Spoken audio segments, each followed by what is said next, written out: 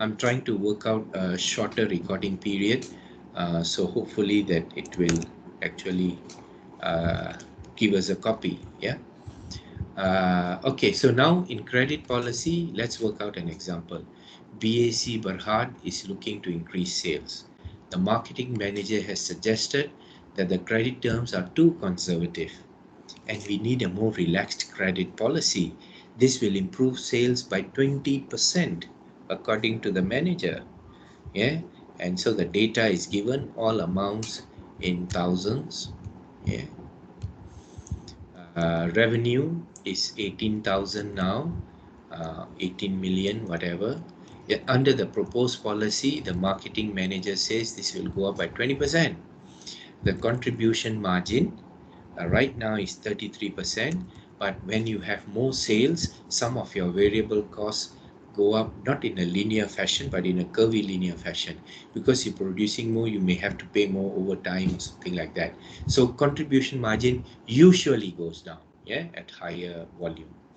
And so here is 30%. Expected bad rate now 2%. This will go up to 3%. Cost of short-term funds cost the same, and average collection period 50 days and 75 days. Yeah. So expected increase in contribution. Why are we doing all of this? Because the marketing boys and girls tell us that if we give more credit, uh, if our credit period goes up and our collection goes up from 50 days to 75 days. Now it might be possible that our credit period allowed now is 30 days, and here we are saying we give people 45 days, but actual collection is 50 days and 75. So now if the examiner only gives you the credit period, then you use the credit period for this calculation. But if they give you credit period and they give you some information on collection, you base this information on collection period, because you want to know how long it takes you to actually collect the money and what is the cost of your money tied down for this period of time. How long your money is tied down is dependent not on the credit period but on the collection period. Yeah, so you have to be careful. Okay, so expected increase in contribution if the new policy is implemented. Current contribution is 33% because that is the rate we were told, and we make 18 million sales. So the assumption was that this is in thousands, of course. So we get 5.9 million. But if we take the new policy, it will be only 30% contribution, but 120% of 18 million sales, and we get 68 excuse me 6.48 million. Yeah, so potential increase in contribution is about half a million, just more than half a million. We get 540,000 with the new credit policy. So marketing boys and girls are saying, we can bring in 540,000 more profit for the company because we're going to increase sales by 20%. So now we want to look at the financial feasibility of this. We say, yes, this is true. You will bring in more, and we believe you can do that. But the increase in cost will be the interest cost. Our average collection period now is 50 days. Later is going to go up to 75 days. Our sales per day here is 49,315. It is going to be 59,178 because higher level of sales. Cost of funds is the same. So when we multiply these three, we get here 246575. But here it is going to jump up to 443,836. Yeah. And well, what we did was just this. Yeah, 75 days multiplied by sales per day multiplied by 10%. So this already sales per day. Yeah, you can see this is 18 million divided by 365. This is 18 million times 20% more divided by 365. Yeah, and bad debt cost. Current sales are 18 million. Sales can go up by 20% to 21.6 million. Bad debts now 2%, bad debts here 3%. So this 360 to 648. The total cost of giving credit here is 606 thousand, and here it will go up to above 1 million. Yeah, increase in credit costs using the new policy goes up to 485260. Now you are proposing that your new policy has the potential to give you 540,000 more. That's the potential. Yeah. Uh, but the potential increase in cost is 485 260. So your gain is about 54,740 lah. Yeah. Now in exam questions, as long as your gain is more than the cost, you will say okay, the policy can be accepted. Yeah. Why? Because you're going to make 54,000 more profit. Profit. Yeah. Um, and then of course it also means your market share is more because you're selling more, and potentially if your market share is more, you are blocking out the competition. Remember Porter's 5 forces. Yeah, if you have studied strategy at any point in your life, then you will know there are 5 forces of competition that impact a business at any time, and no need to compromise on pricing anymore. Why? Because we have given more credit. So sometimes to sell more, you have to give people a discount. Sometimes to sell more, you just give them better credit. Now, what if you need to give them a discount? Let's see. Yeah. So giving cash discounts for, okay, there are a few things. You can have cash discount for early payment, and you can have uh, quantity discount for more sales. So this one here, we are talking about quantity discounts. Yeah,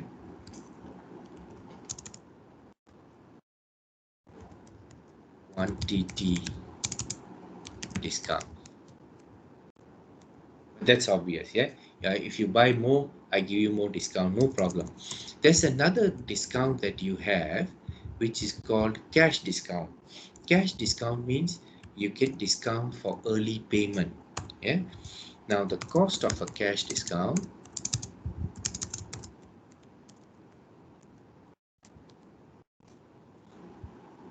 is equal to uh, cash discount percentage.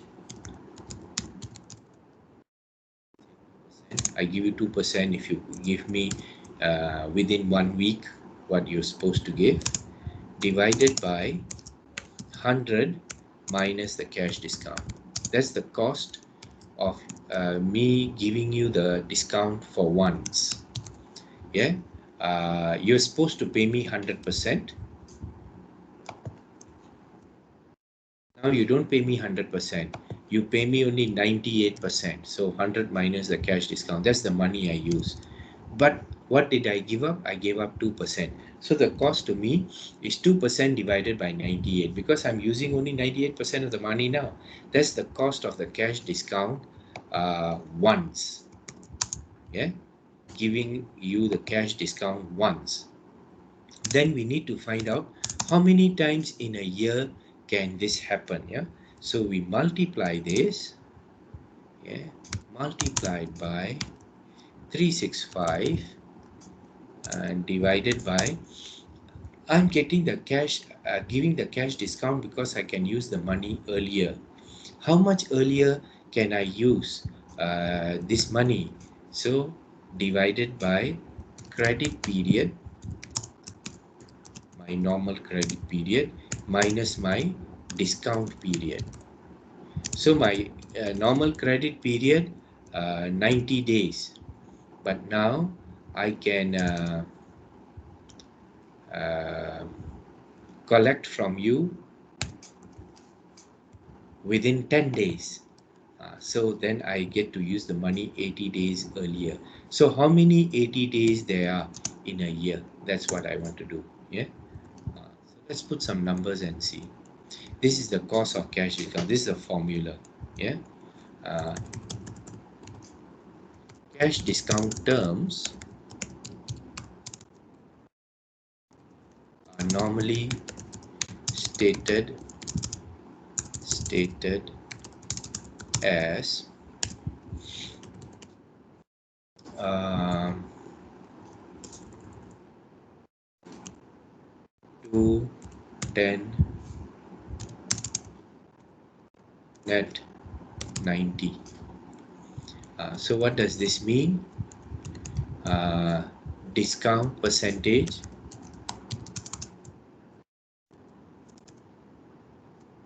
2%. Discount period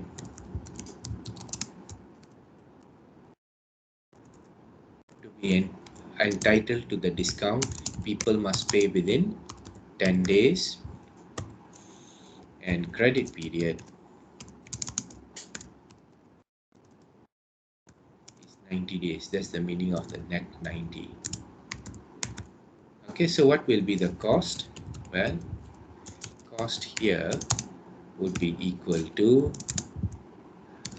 2 divided by 98 multiplied by 365 divided by how many days? 80 days. Everybody in the class know where I get 80 days from? That is 90 days normal credit period. Normally we should get the money in 3 months, but now because they are nice and they pay us within 10 days, so we get to use the money earlier. And we are willing to give up 2% of our invoice amount for the benefit of using this money 80 days earlier. Yeah. How much does that work out to be? If you want, you can also multiply by 100 here to express it as a percentage. So let me show you. This will be equal to 2 divided by 98 multiplied by 365 divided by 80. How many times you can do it in a year? And you get 0.093 or 9.31%. So now the question is this: is it worth giving this discount or not? Is it worth it? Is it financially viable to give this cash discount? Answer: yes, if this cost is cheaper than the bank overdraft rate or the cost of short-term funds. Yeah. So if the cost of short-term funds is 10% or 11% or 12%, yes, then it is worthwhile. If the cost of short-term funds is only 8%, then not worthwhile. Yeah. Okay. Just to be sure everyone got this, because this is quite likely also. Can I just put another set of terms? Let us say cash discount of 2.5% if payment is made within 7 days, net 60, normal 2 month. Please work out the cost. Yeah. Compute the cost of cash discount terms.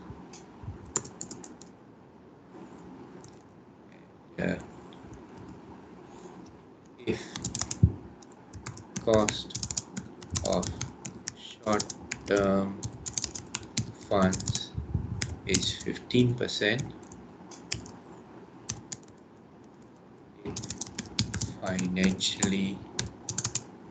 financially feasible.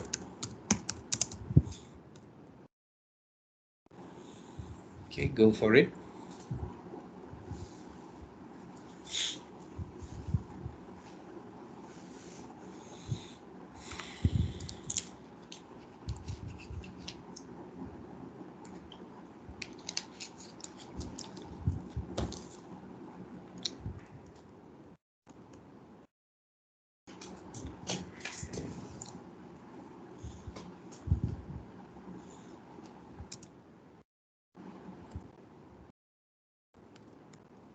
Cost would be equal to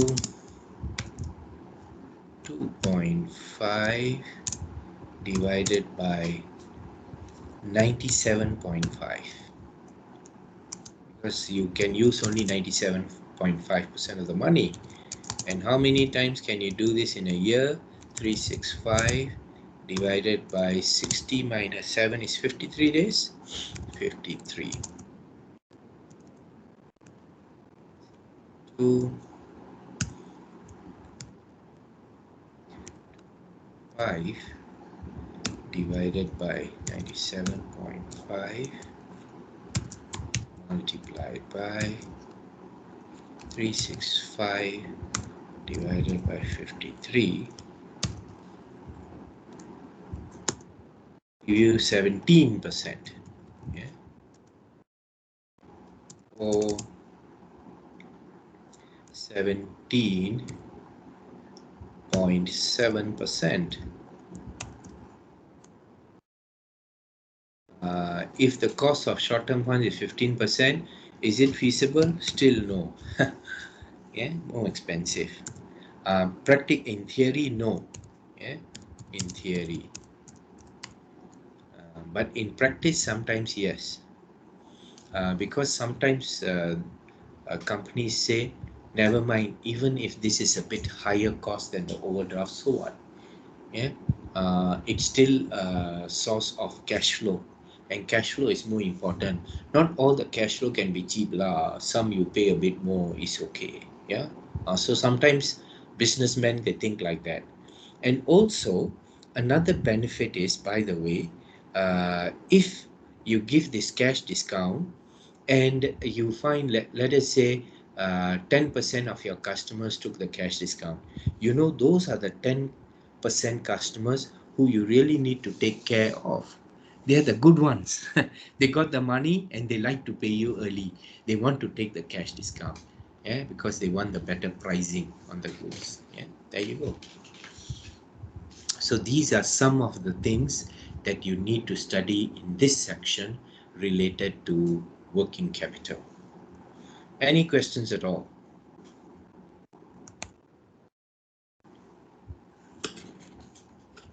Is what we need to revise here for working capital.